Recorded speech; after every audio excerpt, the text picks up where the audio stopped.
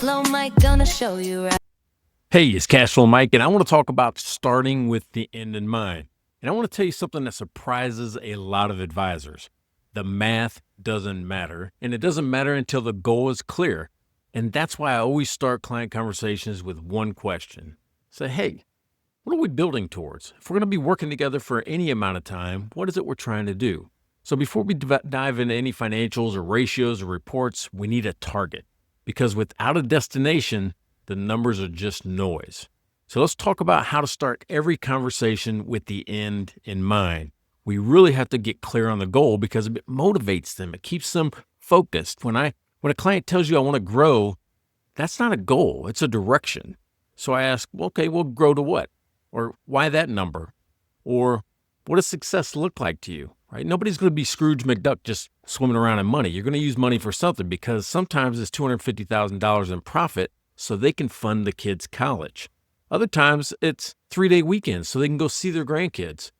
One client, he just wanted to sell the business by age 60 and move to Costa Rica.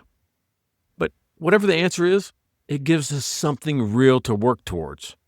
So what you have to do is start using the tools. And inside the Clear Path to Cash system, I use, the transferable value worksheet. And I use that to figure out how much money they're actually going to need to exit comfortably. And then I'll use forecasting by the numbers to map out the path to the outcome. And then lastly, the simple valuation formula. And that's to estimate how much a business is worth today versus some other day. It's not about over planning. It's about having a scoreboard. And once your client sees the gap between where they are and where they want to be, they start making smarter decisions to close it. You want to know why it works? Well, it works because people get motivated when there's a purpose behind the plan. There's a task and a purpose. If the goal is freedom, we map out how the business is going to pay for that freedom. And if the goal is a legacy, we're going to build the value that creates one.